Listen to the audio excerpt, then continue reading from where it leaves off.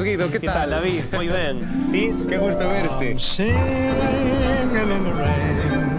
Esta porta, concretamente, é a que mellor conserva o estilo orixinal romano, así que estamos falando de máis de 1700 anos de historia. E a parte da conexión entre dentro de murallas e fora de murallas co Valdomiño, co río, que é principal para Lugo. E que é o que fai a muralla un monumento tan singular e tan único? Empezando porque é a única muralla romana completa do mundo e a muralla do mundo máis antiga que se conserva completa. Patrimonio da Humanidade dende ano 2000, é o monumento máis visitado da provincia de Lugo e un dos máis visitados de Galicia, sen dúbida. É que Lugo hai que conocelo con sol e con choido, con todo. Sí, totalmente. Que se vexa que se pode pasear de todas as maneiras. De todas, eh? A min interésame que nos contes como se integra a muralla no día a día dos lugueses. Pois a muralla é unha rúa máis para os lugueses. De feito, é un espazo familiar, romántico...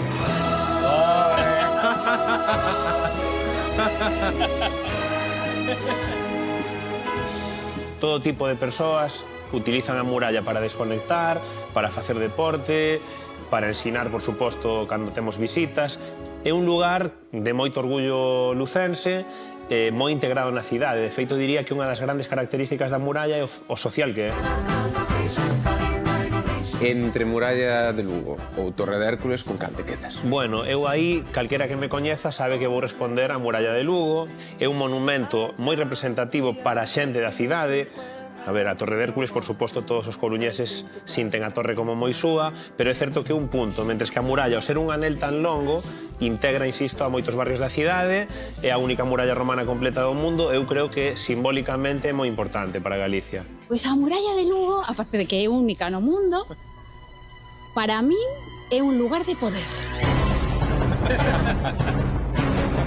Ti vas pola muralla, ti subes polas escaleiras de calquera das portas, das 10 portas que ten, e empezas a pasear. Entón ti dices, vou pedir un desexo. Your story sad to tell. Sirve como deporte, sirve como paseo, sacar as mascotas. E vas ti pensando no teu desexo e dices, vou ir visualizando este desexo que teño eu aquí. E vas camiñando, Subes a muralla e Lugo é unha cidade tan pequena que ves incluso como pastan as vacas, as ovellas, a xente paseando pola beira do río. A muralla é como a cuadratura do círculo de Da Vinci. É como un cuadrado e o círculo máxico. Que non ten a muralla de Lugo que ten a Torre de Hércules? As vistas do mar, evidentemente. Pero aquí tes as vistas do campo. Ou sexa, que ti das unha voltiña na muralla e quen che di a ti que non se che cumple ese desexo que ti te están aí, En fin, que penso que a muralla de Lugo pódese sacar moito máis partido que a Torre de Hércules. Voulle preguntar a esta muller unha cousiña.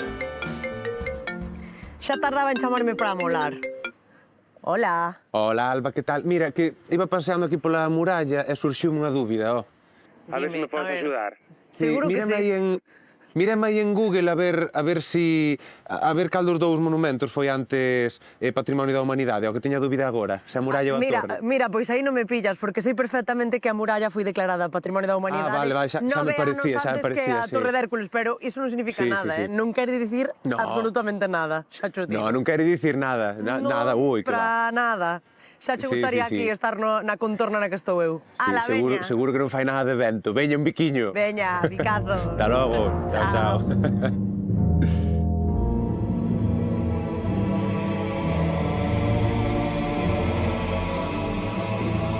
Por que se construe a muralla? Pois porque facer unha muralla dá moitos salarios. Necesítanse pedreiros, carreteiros, carpinteiros e outra razón moi importante. A muralla, cando caía un cacho, había que refacela. Por qué? Porque senón en Lugo non había quen vivise. Sírvenos de cortamento, é dicir, crea un microclima. Pero a partir xa do século XVIII utilízase como paseo público.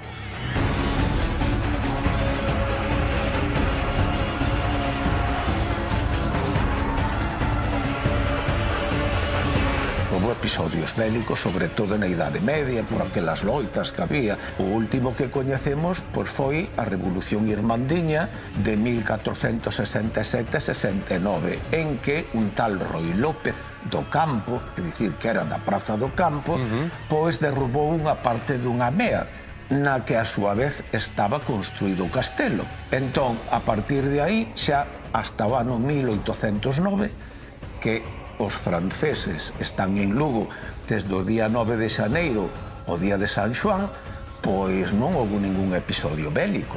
Eu vou dicir unha cousa que mellor os da Coruña non lles gusta. E é que Portus Artabrorum, a Coruña, era o Portus de Lucus Augusti.